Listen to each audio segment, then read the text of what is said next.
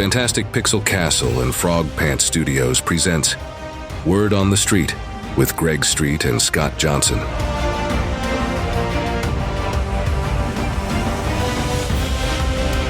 Hey everybody, welcome to another episode of Word on the Street. I'm Scott Johnson, joined as I am always with Greg Street. Hi Greg, what's going on? Hey. Good to see you, sir. Yeah, it's been a bit.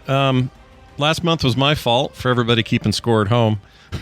We were supposed to have an episode, and it just happened to be a day where my main and my backup ISP, which, you know, professionally I do this so that we don't have outages ever, both of them decided to be down. And it turns out when a lot of ISPs use the same backbone, if that's the part that breaks, well, you're wherever you're at. But thank you all for your patience. We're back to talk about all the stuff we missed out talking about, and one of those is our fantastic guest. Her name is Juno, and she is head of production over there at Fantastic Pixel Castle. It is so great to have you here. Thanks for joining us. Yay, thanks for having me. Nice to meet you all. Yeah, it's nice to meet you. We usually do a little bit of like, hey, what brings you to the gaming world? What's your favorite stuff to play? That kind of thing. Give us a little bit of background on Juno's gaming history. Oh gosh. So I grew up playing a lot of console games. My parents didn't really invest in gaming PC until I was much older. But I think I was around the time when I was graduating from high school. I found my friends playing Lineage on PC, and that kind of opened a whole can of worms. I started playing MapleStory, EverQuest, and eventually World of Warcraft, and that was it. Like, life changed since then. I joined the guild. I was still, ESL, ETL by then, but WoW really kind of opened my eyes and kind of helped me overcome my shyness to meeting people online and playing games and sharing experience with them. And from that point on, I applied to be a game tester and joined Blizzard Entertainment, and that started my gaming career. So that's why like MMO and WoW will always have, a spot in my heart. And here I am at FPC. Yep, and here we go to make a new MMO experience. I think it's great. Like, there's so many folks that we've had on the show that are working at the company, and for that matter, Greg, or for that matter, me as the host. We've all got this like weirdly shared background, not just with World of Warcraft, but the kinds of games we play, and then the kind of passion it sparked to drive everybody to either make it a career or to have a career sort of adjacent to it. Always kind of blows my mind. I was playing a little Age of Empires 2, Greg, over the weekend, and I thought of you multiple times. And every time a priest would convert somebody, I'd say, Greg had a hand in this somehow. So it goes way back. Roots are deep. Yes, sir. Age of Empires is so fundamental even to the game we're making now, because that was where I got the idea for the random maps. Is Age of Empires had random maps, and MMOs typically don't. So I'm like, well, what if we had random maps? Yeah. See? It all goes back to one of the greatest RTSs ever made by man. One of. Yeah. Oh. Well, thank you, Ensemble Studios, for giving us Greg. And thank you, Marine Biology, for giving us Greg. And your mom, too. Your mom deserves a little credit for giving us Greg. Shout out to my mom. Yeah. Good job, Mom. Anyway, we are here. We're going to do a whole episode about what's coming up. We're in a new year now. We weren't able to do this in January, so it's kind of a little bit of a catch-up. We've got, 10, 11 months ahead of us. And a lot going on at Fantastic Pixel Castle and Ghost. And I think it's a perfect time to have Juno here. Juno, what does a producer actually do for the game? Just for those who don't know. I'm not even sure I fully know. So give us a little bit of background on that. It's the kindest way you could ask, like, so what do you do? What's your job? I get asked this question a lot. So, a lot of people assume producers are these ruthless efficiency police that stand behind developers' back with a clipboard and say, what's your update? Is your stuff done? But in actuality, that's not what I do. At least we solve problems, right? We solve problems so developers can spend more time being effective and doing the things they do best, which is to build a game and build cool experience for players. And we do that by supporting the team, by providing directions, plans, tools, process, communication channels, and sometimes even just a safe place to work, experiment, and make mistakes. a large part of that responsibility is, ultimately getting things done. But we also want to make sure that at the end of the day, people love working with us, love working on the project, and they feel passionate, right? So, a lot of our work involving, making sure that people are happily working together, they're communicative, they're collaborative, and people's voices are heard. And we're continuously making improvements so that we can, get better. So ultimately, to answer your question, like, I feel like producers are like the glue that holds the studio together. Nice. It's cool because director of production almost sounds like, again, in the context of making film, for example, you need people at the top with shared vision, and they're the people where from whence all of that trickles down to the rest of the team. And there's no such thing as a good director without a good secondary director, or without a good, principal photographer, or whatever, set designer, whatever it is. How important is it from your perspective as director of production to have the kind of relationship you need with those who are, they're really in the belly of the beast, making the machine run, all the way down to the individual artists and the programmers and everybody. How important is that relationship for a shippable, successful product? Oh, it's everything. I often say I don't really think it's hard to make a video game. It's just harder to get everybody working together, right? Because making video games, there's a lot of moving parts, or it's a very complex thing. And even when people have the same idea, there's still a lot of different approach to getting it done, right? There's a order of operation. There's a lot of dependencies, who has to work on it first, and a lot of decisions has to be made. And so, we do that by enabling, we call it subject matter experts, or SMEs, to do their best work, right? And that includes, giving them the space to make decisions, making sure that they're not blocked by somebody else, making sure they're very clear about what stage of development we're in and who's making what decisions when. And then ultimately, it's all about just like enabling people that, to work effectively. Like I said, I often say, like, my job, like, I don't really make game. I make other smart people make games.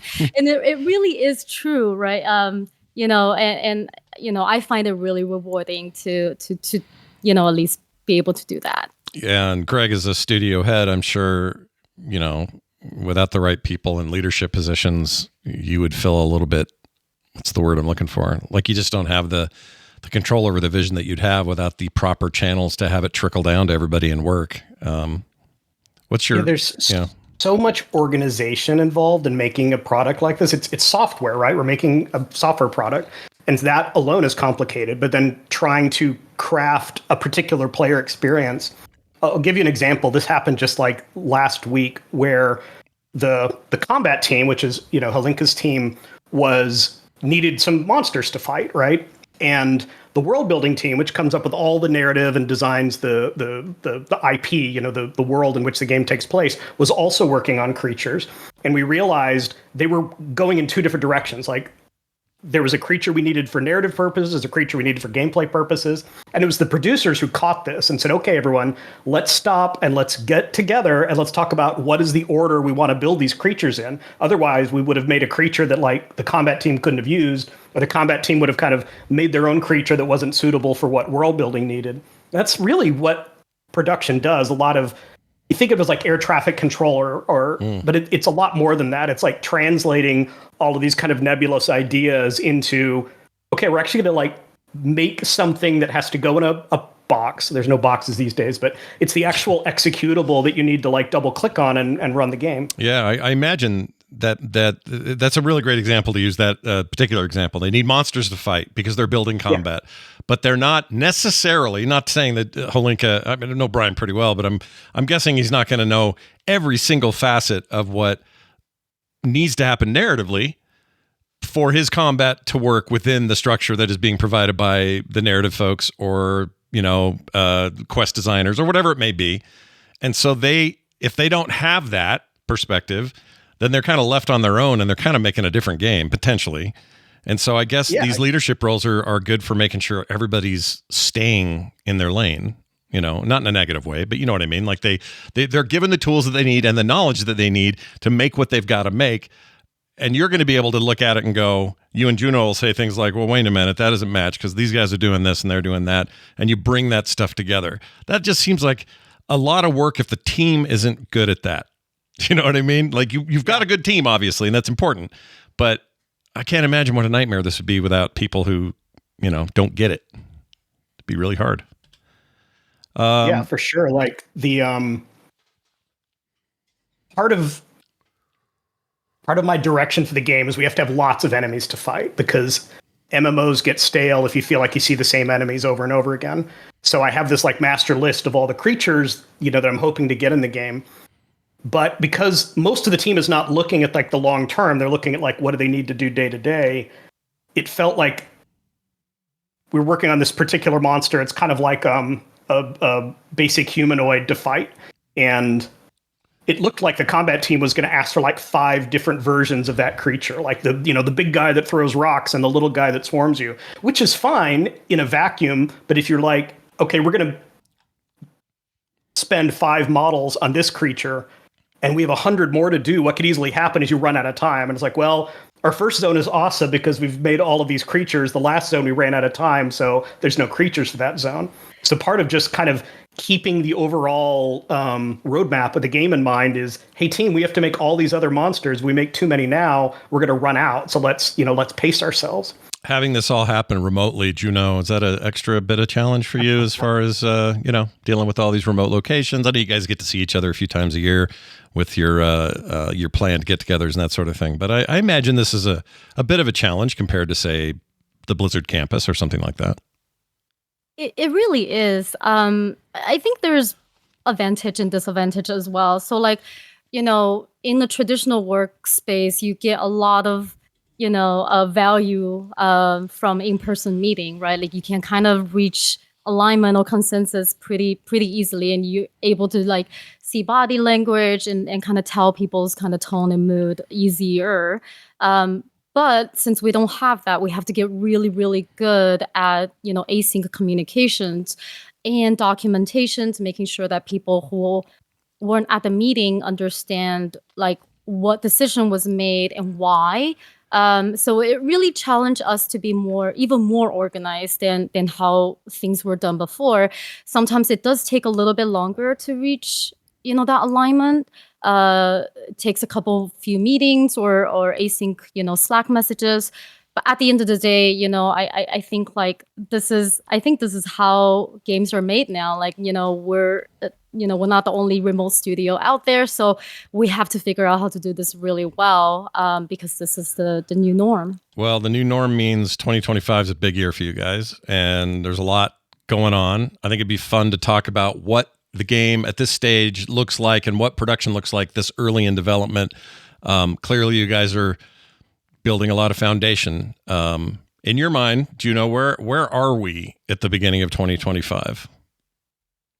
So we are at the beginning of pre-production. And, I'll give a little extra context on what that means. Usually a game or software will go through 4 major stages of development: prototype, pre-production, production, and then post-production or live service. And so each different stage has a distinct approach and focus. So, using analogy of building a house, prototype is like when we draw up a blueprint or we build like a little mock room and we're like, hey, is this a house we want to build? Does it look nice, right? Like, is it kind of interesting? And then we did that last year and, had great success. But now we have to kind of build a house for real, So we're laying, piping and plumbing, right? We're now pouring concrete and, we'll have to build room by room for reals this time. And that's the stage of pre-production that we're in. Like you said, it's a very big year for us. It's very crucial because laying down the foundation, like building systems, tools, pipelines will allow us to build the rest of the house faster and more efficient later. If you don't build a foundation of the house well, then, as you build more rooms later, it's going to crumble and shake, right? So it's just like the same for software and game development. And so also like what type of things are we building this year is also important. oftentimes, pre-production is where we build everything, like one of everything. We want to prove out the riskiest part or the most unknown part of the game, and we want to kind of prioritize building that so that we can like de-risk ourselves and set us up for success later in production. So the term pipeline comes up a lot. This concept of, I don't know, start to finish really is what a pipeline is. Like, I need to pour water in this end of the pipe and have it come out way over there, no matter how complex the run of pipe is. I assume. Let's just talk about that. Why is building those pipelines important? Why is it important at this stage during the sort of, launching of pre-production stage? Why are pipelines so meaningful? And is the metaphor even correct anymore? Is it more complicated than just simply, here's our logistics and here's how we do it? So, like Greg said earlier, MMOs has a lot of content, right? So like anytime we're building things, we're building a lot of the things like creatures, items, quest. You want to build it more than once. So you want to have a pipeline or have a process so you can mature it and build it better and faster each time, because otherwise we can never build fast enough, right? We can't scale. And that's another word that we will use a lot. So, using creatures as an example, like Greg mentioned earlier, it's a pretty complicated process because it starts from, world building, design, having an idea about what the creature is, to, art pipeline kicking off, doing concepting, modeling, rigging, animation, design, scripting abilities, and adding behaviors to it, and then post-production, adding effects. It's like dozens of steps, and they all kind of have to happen in order for it to all kind of work together. So, right now what we're doing is we're trying to build that first one, and we're learning through that process. So we know, okay, well, last time this part was really slow, or last time it took us a while to get here. So like, can we, improve communication? Can we move this ahead? Can we have the people that needs to make decision work on this sooner and maybe make a list so that we can avoid this kind of frustration next time, right? So that's why process and pipeline matters so much for any game, right? With lots of, when you have to do lots and lots of the things, and so I think the term pipeline still stands, right? You're essentially, something happens, and then at the end of the day, you get something else. And the stronger the pipeline is, the faster the things can move along the way, and you can make more of that. Yeah. Greg, do you feel like at this stage, what is in place structurally in terms of quote unquote these pipelines, will this increase the things we get to see this year with the transparency you're aiming for? You already showed a lot last year. In fact, you showed us stuff that to this day, I can't believe you showed us. You were like very brave. You were like, look, here's a really ugly model running around the world doing stuff. It's not exactly what you expect. I'm going to pull up some stuff from October of last year. Some of this is just real raw. We're not done. It's not ready. I mean, look at this model. It's not ready, obviously. But that's the point of this show, and also you guys making a very concerted effort to be very transparent. So back to my question, do you think that this year looks like we're going to get to see more, or do you guys start to pull back a little bit and say, I'm going to hold that till later, or I don't know what the temptations are, so I guess you're just going to have to tell us. No, we're not going to hold back. The challenge for us will be to make sure we can keep the small community we're building up interested. And if we don't have enough to show them, it'll start to feel like we're being, we're trickling stuff out, or we're trying to milk it for all it's worth. So we'll keep talking about the game. We might make a bigger focus on sharing more about the world this year, because that's something we can do without software. Even within software, I think two things that'll be exciting for people to see is, number one, more of our real art will go in the game. So there'll be some creatures and models and environments that are actually, they won't look exactly like the game will at ship, because we still have to do stuff like lighting and post stuff, but there will be some representative models in the game. And then the other thing is just more content. Every MMO I know of is built as a giant database. So just imagine like a huge Excel spreadsheet that has every creature, every item, every spell, all of that has to be in that spreadsheet. Right now, we don't even have the spreadsheet. So everything we make is kind of built by hand in Unreal, which is very slow and error prone. Once we have the database, it'll be much faster for us to add new content to the game. Like on World of Warcraft, we could add a new ability, in 10 minutes or something like that. It wouldn't be shippable. It wouldn't be like a signature ability for a class, but it's pretty easy to add, like, let me have this kobold throw a fireball. And that's the level we need to get at. That's interesting. And once we do, we can test out ideas really quickly. It's interesting because I only know this from just talking to people at Blizzard, and I think maybe even you before in conversations, but we're looking at a 20-year-old game there. Some of those pipelines remained unrefined pipelines for a decade or more. Like some of that stuff takes a while to get in there. Part of that is, when the game was originally built and launched, 2003 beta, 2004 launch. And then you've got, a very different game world today, meaning the entire industry is different now, and the production quality and how we get there, it's all changed.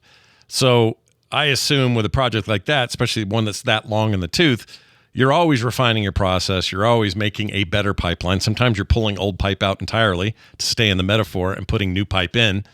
And this pipe won't leak this time or whatever.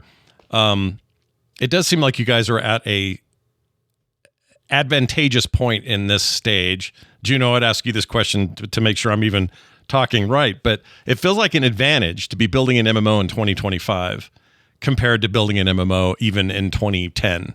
There's just so many lessons learned by everyone, not just WoW, but the ESO or Final Fantasy, whoever, that you can rely on and say, well, yeah, we're now here with this particular part of the pipeline, with this technology, with servers for what they do, how artists can get their stuff directly to programmers where it used to take a month, now it takes a week or whatever. Is that a fair assessment that this is, in 20 years, who knows what we're doing, but right now, this is a good time to start? I think so. I think we've had better tools than we've ever had before, right? Like I think also, we have developers who have decades of experience, who have worked, on other successful projects. So they bring with them, a lot of knowledge of what to do and what not to do, and so that they can help us kind of build our new pipelines and new process better. I will also say that with the advantage also comes with higher player expectation, right? I know that games in the late 90s or early 20s, you can get away with kind of janky looking models or clipping and a lot of things that don't kind of quite look right or looks untextured. But I think these days, if we were to do that, we'll probably get blasted, rightfully so, right? So there's a higher level of craft excellence and expectations that I think we have to also deliver with this kind of improved technology. And that's why, it's a very ambitious project, even with the tools and even with the knowledge. And that's what makes our life and our jobs challenging and fun. I have a question about scalability. Greg, you mentioned that if you're building a monster right now, you're basically building it from scratch. You may have some ideas on concept or something, but for the most part, somebody's going into Unreal, the engine here, and they're building a thing, and then you're playing against it or trying it out or using it in your playtest or whatever.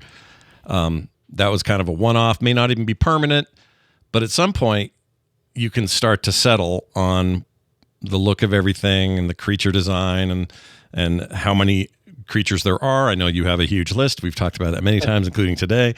And regardless of where we end up on that list, at some point, MMOs are known for one of the tricks of scaling is, well, this version of that creature is huge and is texture mapped a little different, and maybe he's red and made of lava, but travel to another biome, and that exact model is shrunk down to about half the size and lives in the water and is covered in moss.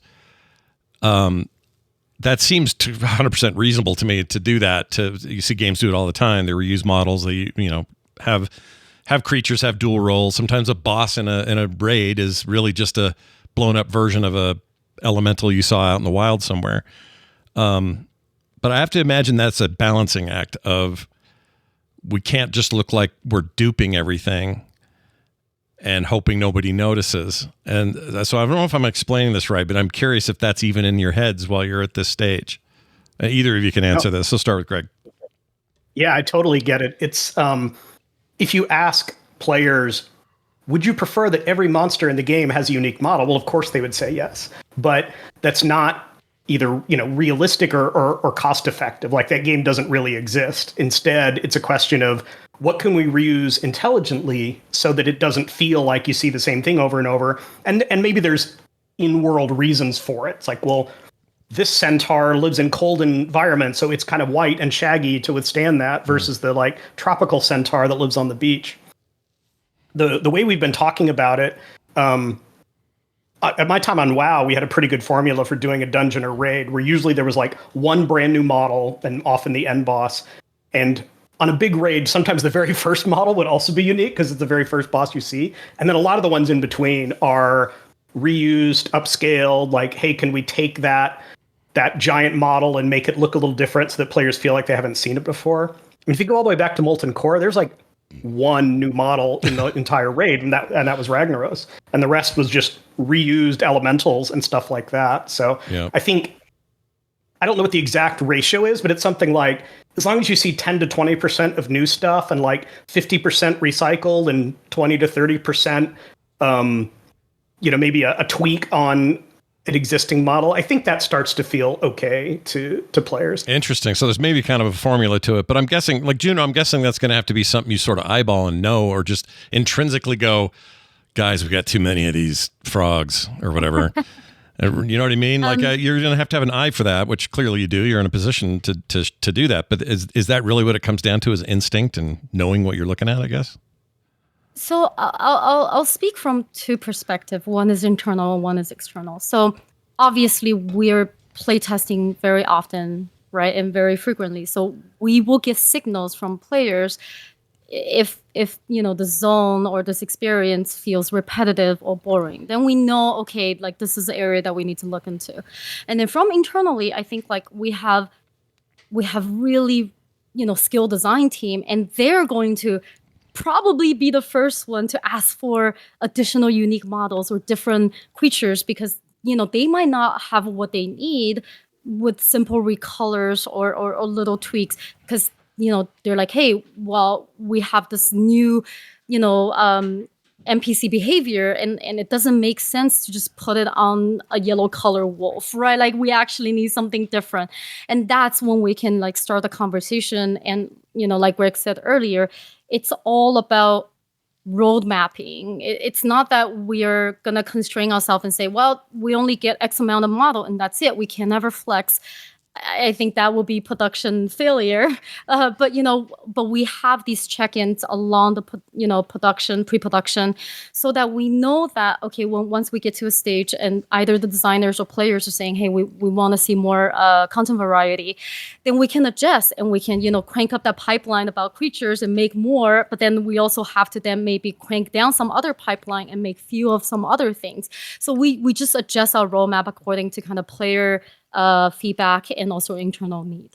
So in the case of almost any business, there's a term people use called, it's just feature creep. You hear it a lot, especially in software, especially in gaming.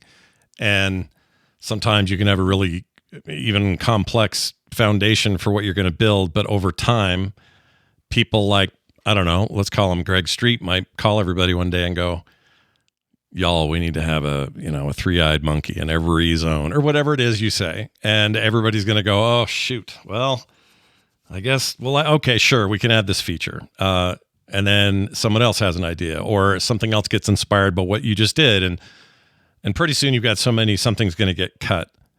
From a production director position, I guess we haven't gotten to what FPCs are going to be, but is it difficult to manage that, to juggle and know what needs to go when it needs to go and what we can add when we can add it?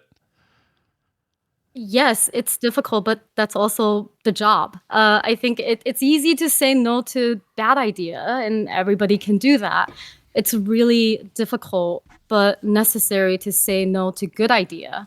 And so how we go about that is, we set ourselves up with ambitious goals. We have timelines, we have deliverables, and we're very, very explicit about what is the minimum viable product, right? Like at each stage, we're like, hey, what is the experience we want to build for our players, and what are necessary, what are extras that we can have. And we're measuring our progress according to that. So when new idea comes up, it doesn't mean we say no immediately, but we need to evaluate. Well, is this idea better or worse than the good idea we're already having in our pipeline, like lined up, right? And we can then make a pretty informed decision about, oh, we're really excited about this. Okay, well, maybe we don't do it right now, we do it soon. Or maybe this is so good that it replaces something that we need to do right now, right? And so like production's job is to kind of have these conversations so we don't just scope creep into oblivion and never ship the project because we have too many good ideas. And, we kind of keep everybody on track, but, have these kind of difficult but also very necessary conversations about trade-offs. Well, and Greg, you don't really strike me as somebody who would walk into a production meeting and barf out 1,000 things he wants everyone to do and then stomp out of there and go play golf or whatever. You're not that kind of leader. But who's to say that there's not something that's going to come to mind? You've got a wealth of multi-decade experience in the business, and you may want to lay on the table something huge. How do you feel about that kind of power? Like, are you worried at all that you're gonna just make everybody's day hard sometime before this game's over or this game's done and shipping? I mean, where I think our team's seniority and experience really shines through is in issues like scope creep, because that is absolutely what kills games.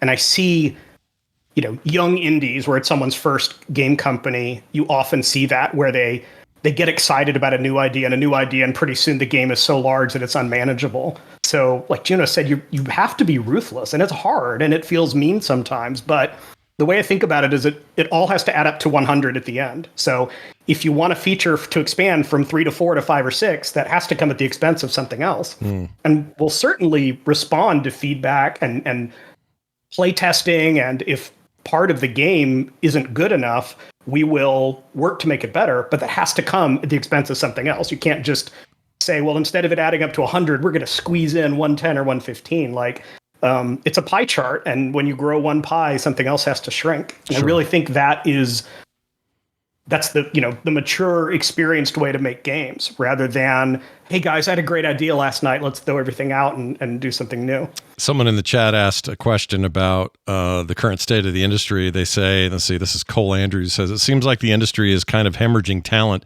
due to the layoffs. There have been a lot of them lately. A lot of big studios were built on young talent. What's going on, layoffs aside, that prevents juniors from being hired?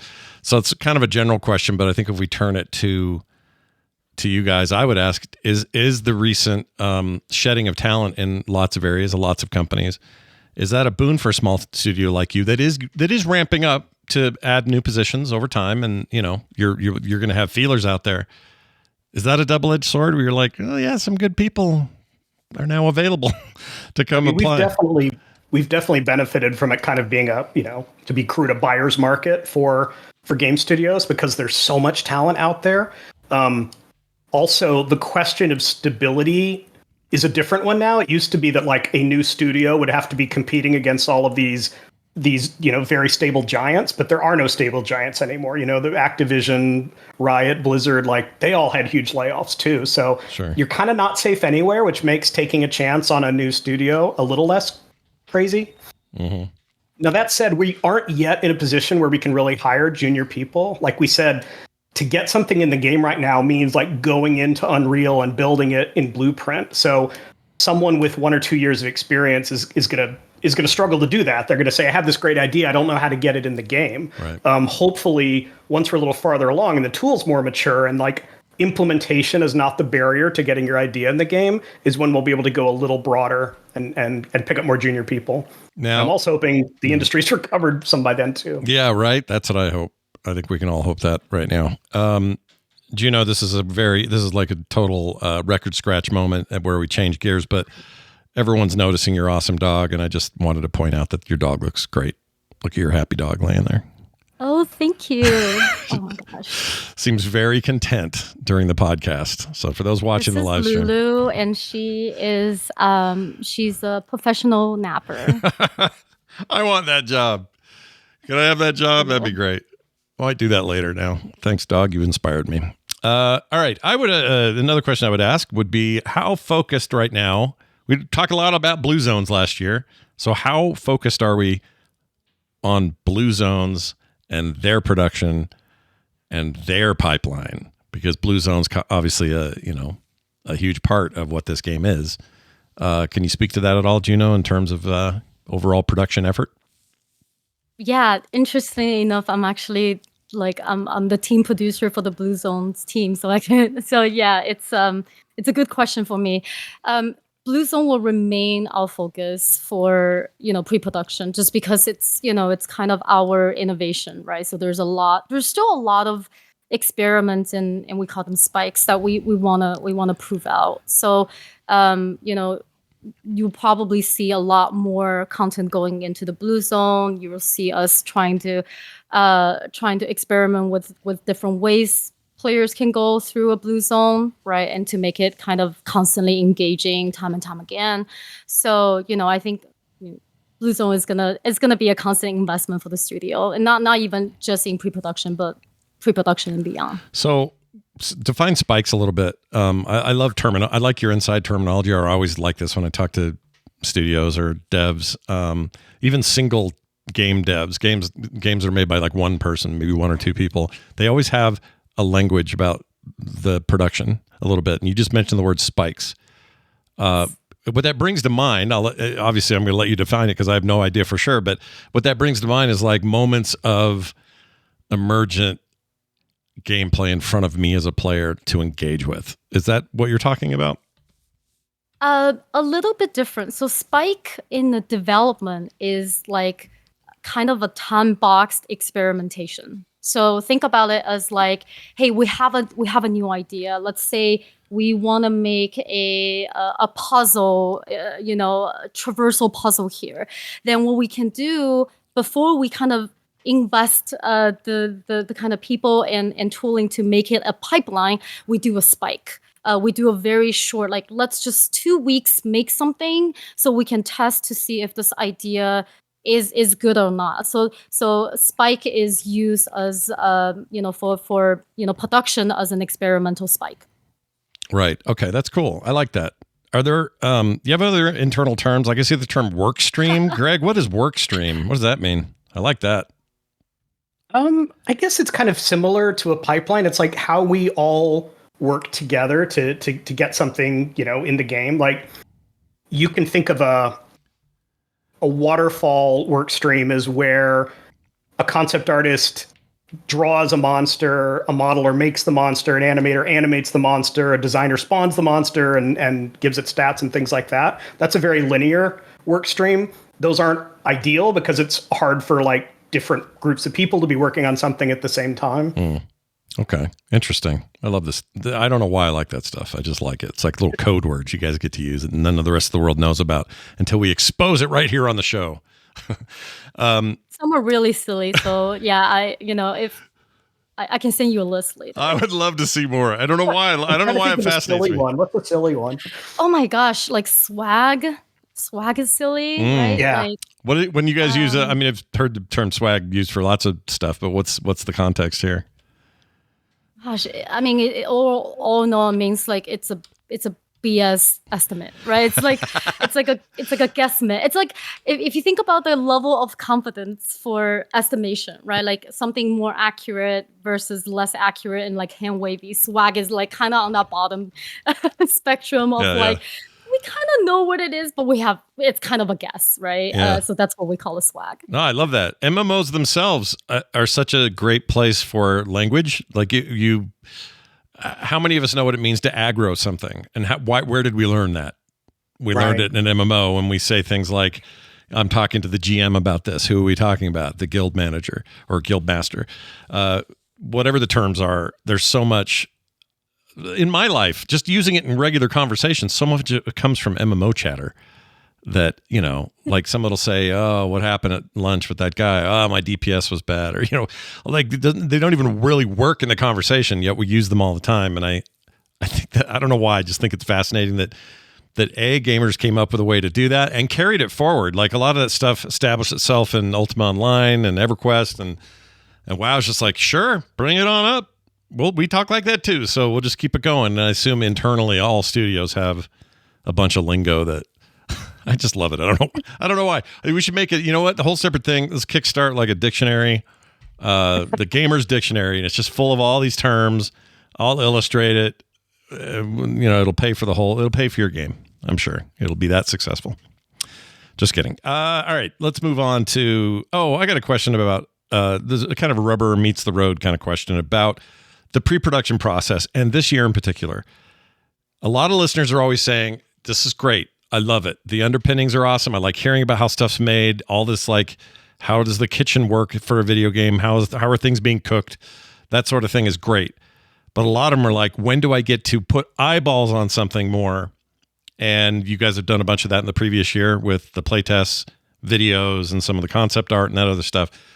But how soon do we start to see these blue zones in realized form, either rendered out in game or, I don't know, more concept art to give us a better taste for all that? Greg, maybe this is something you can approach. Yeah, one feature we're working on right now that might be worth sharing is we're hand creating a blue zone at like production level quality. So that way we can tell the blue zone team, make sure you can create this, but procedurally, randomly. Mm-hmm. So when we're done with that, that's probably something worth sharing, because then I think people who are more interested in the game and less interested in like the process of how we make the game might have an idea of, this is what a blue zone will be when Ghost is finished. Gotcha. And then from there, that's when you start getting into scalability, replicability, if that's a word, but not doing it in a way that feels like copying, I guess. You want the stuff to feel organic, right? Like the hardest part, I think the hardest part of when you hear the word procedural, when I hear somebody say that, I think of some great examples. Like the Diablo series has always been great at procedural generation of dungeons, or at least parts of them. And items. And items, monsters, another good one, yep. In fact, I remember in Diablo 2 days, I remember thinking wrongly, but at the time I was convinced of this, that it was unlimited loot. And I don't just mean unlimited combinations of numbers, because that is kind of what it is. I think you can calculate out whatever it is. It's in the billions, but you play something like that or Borderlands, and they talk about billions of guns. What they really mean is the stat drops are different enough that you could have, so many combinations of affixes that these are very different every time you get them. It didn't really hit me that there are only so many swords in Diablo. In my head, there were unlimited swords forever. Right. And it really added to the mystique of the game. It was like, wow, this goes on forever. And in MMOs, it's a different animal. You guys have, like, I remember playing WoW the first time, and it was really my first time I'd really given all my guts into an MMO. I'd played, Dark Age of Camelot, some other stuff before that, but I wasn't all that hardcore about it. But when I played WoW, I went, wow, the one difference here between what Blizzard has made me used to with their RPGs and this is that in Diablo, something's always falling off something, and it's always usually better than what I'm wearing, and I'm always swapping out gear. That mindset, I go into WoW, and it's nothing like that. He dropped Troll Sweat, maybe. And I, if I'm going to get anything real good, I got to do a bunch of stuff, and then maybe it drops. And if it drops, I got to go to this vendor, and he's going to convert it, or whatever the systems are at the time. Just a whole different way of approaching the game. Is there any... This is a big question, and maybe we can't answer it. I don't know. But is there any plan to make that part of the game feel more procedural or more vast? Or are you looking at like, okay, there's a set and it's these items and you're going to aim to get those this season, for lack of a better term, that sort of thing? I don't know how much of that you can answer. Either one of you, please. Yeah. It's a really interesting philosophical question, because on the one hand, Diablo is really fun because loot is constantly dropping. On the other hand, it can like really interrupt your gameplay of like, okay, a helmet dropped.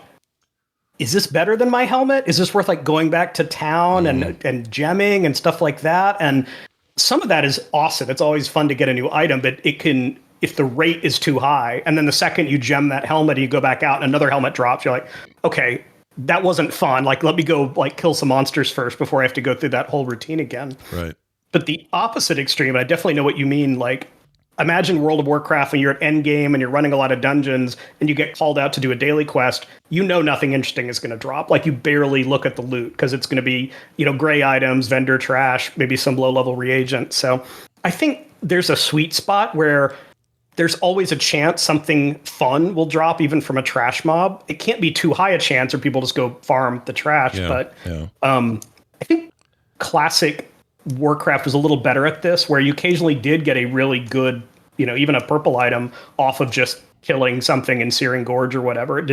It wasn't just about, if I don't step foot in a raid, there's nothing interesting for me. Yeah, there are, I guess, rare world draw. I got a mount not long ago that was super rare. I even forgot what it was, but it was a hard to get one. It wasn't even on my radar. It just happened, and that's a great feeling. But I also think because you're talking about a massively multiplayer game where everybody's hanging out, right? It's not as easy for Bill to get his thing and saying, "See you guys, I got to go to town and tweak this, or I don't want to keep playing. I mean, I need to see what this item's worth." That just slows everybody's game down if you're doing group play. You summon me back. I need to go reforge this and enchant it and stuff like that. Yeah, and that's a little weird. But also, it just seems like the blue zone. I get wrapped up in my own head about your blue zones. The blue zones are an opportunity, maybe, for how do I explain this? In a Diablo Rift in 3, you would go into those rifts. Maybe it was the higher end rift, and I forgot the name of those, whatever they were called. But anyway, you would go and you couldn't tweak anything while you're in there. In other words, whatever gear you had on, you had on. Whatever you collected, great, you had it in your inventory and you could take it back. But you just kind of had to deal with whatever you dealt with what you had with you. And maybe you could equip something better, but you couldn't leave and do anything or else you would blow the thing. Any chance blue zones are that? Where, you know what I mean? Like you can have more of that randomness because if you limit people's ability to hearth out of there or go do whatever they got to do, I just realized I'm having a pitch meeting in a one of your meetings here, but is that kind of thing on the table at all? Yeah, I think a couple of ways to answer that. One is currently a blue zone takes like 45 minutes to an hour. I don't know if that will last until we ship, but it's a pretty good session length so that there's not a lot of pressure to hearth out, not that we have hearthstones, and then come back because you're going to be done and you can just kind of save up all of your stuff that you want to do in town for when you're in town. The other way to answer that, though, is we talk a lot about all of these modifiers that you can apply to Blue Zone. Think of it kind of like a roguelike where this run, there's this tweak that changes everything. And we've talked about stuff like timed runs, or maybe we'll have a you can't leave to resupply run, or you can't heal. It's like when your hit point bar is gone, it's gone, and different modifications like that, just because we can add just a few of those and I think get a very different feeling from a blue zone that maybe someone's, run 100 of them already and they're looking for something new. Juno, does this make your radar go off as a production lead? Make everybody nervous? No, not yet. It's not real until Greg writes it down and send it to me. Okay. No, that's good. That's good to know because I don't, we don't ever want this show to end up being a pile on, but I find that process super interesting. And the fact that, blue zones continue to be a focus. There's still a lot of questions about red zones. So I just wanted to get to this red zone stuff before we're gone today. And that is, we kind of just mention it and say, well, red zones are open. It's your open world. It's your place to go hang out and there's world stuff happening all the time. But then we usually go right back into blue zone talk.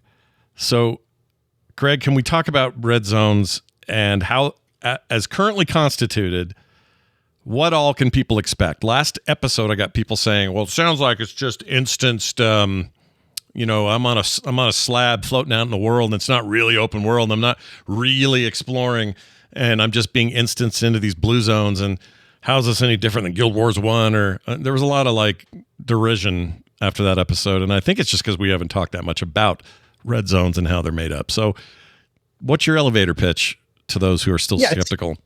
It's natural to talk a lot about blue zones because that's our big innovation to the gameplay loop. But always from the very beginning, my very first design pitch had red zones as well, because I recognized that if you just instance everything, you have a game that, plays like Helldivers. And nothing wrong with Helldivers, it's a fantastic game, but I think most people would not say it's an MMO because you don't have that aspect of the other players. The red zones are where we deliver that. And because we want to deliver it, we really have to deliver it in spades, because you're only spending, let's say, 50% of your time in these red zones. They can't be an empty space where you don't see other players, or even worse, when you do see another player, you run away from them because you know it'll be easier to farm or gather resources without other people around. So we really want to make the red zones feel like a big playground. There's always a lot of other people around, and you're happy to have them because the challenges you need you need other people to be able to pull that off. A few examples, since that sounds so arm wavy. A big world boss is an obvious one. Like, you're not going to kill it with 5 people. You need an army. You need 30 or 40 players to get together to kill the boss. But we want to try a lot of other things besides that. Like, in order to summon the boss, we have to click on 4 different idols that are scattered around the map. So you have to kind of do it simultaneously. So you need a lot of people. Like, hey, can someone go click the pillar in the northern part of the map while we're clicking the one in the southern part of the map? Or even in our blue zones, we have resources like rocks and trees that 2 or 3 people have to collaborate together to bring down. Maybe in a red zone, we have a really awesome resource, but like 30 people have to collaborate to bring stuff down. And those are just like very simple examples. We can think of things like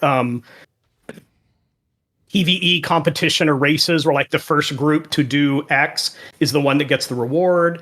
We want them to be very dynamic in the sense that every time you land on one, it's not just a daily quest, or it's not just an NPC telling you to do the same thing over and over. Like, different NPCs spawn at different times, so different objectives will come up at different times. We're really inspired by some of the Warcraft end game zones. Timeless Isle is a favorite one where you never quite knew what to expect, and it was just kind of fun to poke around and like, well, what am I going to do today? There's different things going on, and they've done some others since then that also deliver on that. But I think everyone remembers how good the Timeless Isle was. Yeah. I think it was mostly Feasel, so shout out to Feasel. Yeah. No, that thing was, I think at the time, kind of revolutionary in that it brought in a whole new effort in the open world to make things exciting. Hidden chests, reasons to... Yeah. I mean, I know a lot of people just install a mod and look for the markers and just go get them. But I liked the sense of this world's got stuff in it and I got to go deal with it. And it sounds like... I don't think the mod will work for us because we do have all of this random generation tech. So for us, the chest can be random. And when I say random, it's not like there'll just be a chest lying out in the open. It's like there's lots of different cool places, and the algorithm is smart enough to find cool places to hide chests. So you will have to go out and look. It's not just going to be as simple as like, well, I know it'll spawn in one of these 5 locations, so I'll just make the circuit. That'll go a long way, I think, to make it not feel like you're just in a public lobby waiting for content that is beyond the lobby. Obviously that takes a lot of there's a lot of factors to that. There's story, there's, like you said, what you're doing in the world, all of that stuff's going to matter. But I think if players can go in there and just feel like, yeah, this is the world. Sometimes in this world, I'm going through a portal to do some crazy stuff with some friends that I've never seen before. But when I'm here, I'm not just waiting for the next one of those. I've got a world to be in and explore and take part in. I think that I don't love this comparison because I think it actually does blue zones. I don't think it does them enough justice, but imagine blue zones is more like dungeons. They're like smaller, shorter things that you jump into with a pre-made group or with your friends. Our blue zones have a lot more exploration than a typical MMO dungeon. But then the red zones are more of the outdoor world zones. It's just, instead of questing being this kind of thing you're rushing through that's not really very challenging, where you're kind of avoiding other players, it's much more of that kind of, I'll say it, the Gates of Encourage feeling, where everyone is kind of running around Silithus trying to collaborate to pull off these big events. Yeah. Oh, the crashes I experienced that time. That's why I didn't want to go there. And it's not about collecting 10,000 linen or fighting bosses that are so big you can only see their ankles. But despite all of that jank, I think, Blizzard would say it definitely, the idea was a lot cooler in the execution, and people still love thinking about, I was there, and I would just kind of show up to see what was happening, and having lots of other players around. It's really important to us that we funnel people into those, because if they ever feel empty, then they are just going to feel like Blue Zones over again. Yeah, technical challenges aside, there was something very, very cool about that, and they never quite it was really just ahead of its time. It was great. They never quite matched it again. Partly technical reasons, partly because they phased a lot of things. Like there's a bunch of stuff you could say about why or why not, but at the time it was something really special. So if those kind of world events happen and they have that feeling of like, man, look what we did as a people, not just as 5 dudes, I think that's going to make all the difference. Progression, huge part of MMOs, obviously a big part of Ghost moving forward. It's an MMO, it's an RPG. You're going to want to level up. You're going to want to improve. Your skills are going to go higher, all this stuff. Juno, where are we on that front, in your opinion? Or, I mean, obviously we're still pre-production here, but what can you say about where everybody's head's at and where things are headed in terms of progression in the game? I know I was told not to make promises, but I think it's safe to say that I think players are going to start seeing hints of progression in our upcoming playtests, because, like you said, progression is such a fundamental, incentive for people that likes to play MMO. But also progression is something that's really hard to build in isolation, right? Because there's so many different types of progression, right? There's skill progression, people level alts, they're all progression, story progression, collection progression, gear progression. There's all these different types that obviously takes those systems to be like spun up first before we can then tie them together and then put them behind some kind of progression avenue, right? So like we're basically building all of that, but we're starting to kind of to put some progression related experiments in our future playtests so that we can ask the question like, hey, does this feel good? Do you want to, go back to a Blue Zone right after you just played one, right? Is there something that kind of, did we leave you a breadcrumb trail to leading you to wanting to go back again? And we will continue building our progression systems throughout pre-production and production as well. I was going to say, it sounds like a thing that will never, that will always be being worked on. Like everything will, not everything will depend on it, but it's going to be symbiotic to the rest of the game's production, because without good production or without good progression in the game, what's the point? You know what I mean? Like it's an MMO, for hell's sake. So I guess that's going to always be tied to this process from now till you guys are announcing a release date, I would imagine. Totally. And we'll probably add new progression systems as well, right? Like, and as a MMO purist, can I even call myself that? Like, I that's one of the reasons why I love MMO, right? Like, it's not just about progressing your character power, but it's about, I love fishing in WoW, right? So it's adding different types of progressions and linking them together so that people of all types of motivation can experience the fun in our game. And we're not saying this for sure fishing, everybody, but maybe we are. I don't know. I don't want to. I'm pretty sure we'll have fishing. Yeah. He said it. I didn't. Okay. Yeah. If Greg says it, we're all good. It's not in the game yet, but No. I imagine we'll add it. Well, we talked about a lot of stuff here. We don't have much time left, but I did want to ask you, Juno, if you had any advice for just imagine there's, some I don't know, some high school kids, some young man, some young woman, somebody out there going, man, I'd like to be a production director in video games. Do you have advice for them on what it would take? I hope you're right. I'll bet there is. I often say that. Yeah, I often say production is usually not the shiniest part of development, right? Like compared to a designer or artist. When I joined Blizzard, I wanted to be a designer.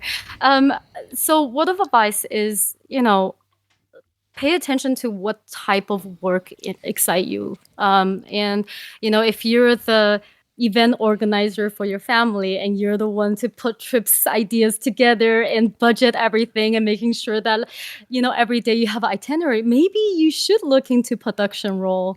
If staying organized and efficient and excites you and you nerd out about making a spreadsheet about every time you have to do something or even play games, I have spreadsheets for games, then maybe that's something you should look into. And for anybody who's interested, shoot me a message on LinkedIn. I'll be more than happy to talk you through it. Oh, that's great. It's super nice of you. I know we've got to have some listeners who are interested in that part of this career. And that's the thing people forget sometimes. It isn't all just concept artists, designers, and programmers and server people and whatever. It's not even all Gregs.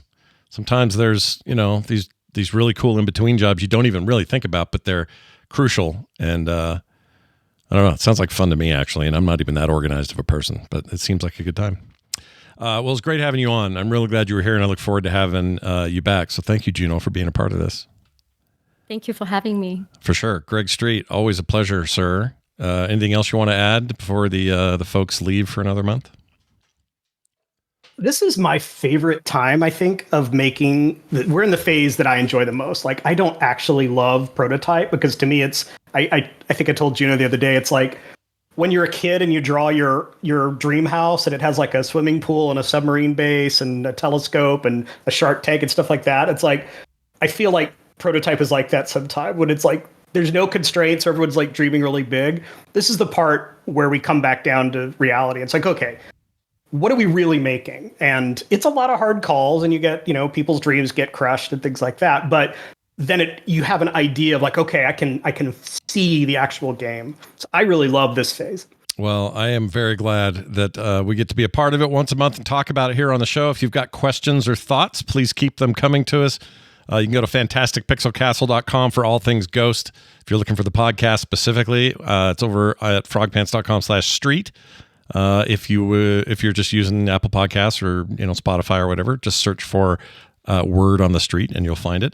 And if you'd like to send us your messages and have them read on the show, 801-471-0462 is our text line. You can also do voicemails there, so it's entirely up to you how you use it, but use it frequently and often, which is the same thing. So I don't know why I said it that way. All right, that's going to do it for us. Thank you all for listening. We'll be back next time with more. We'll see you then.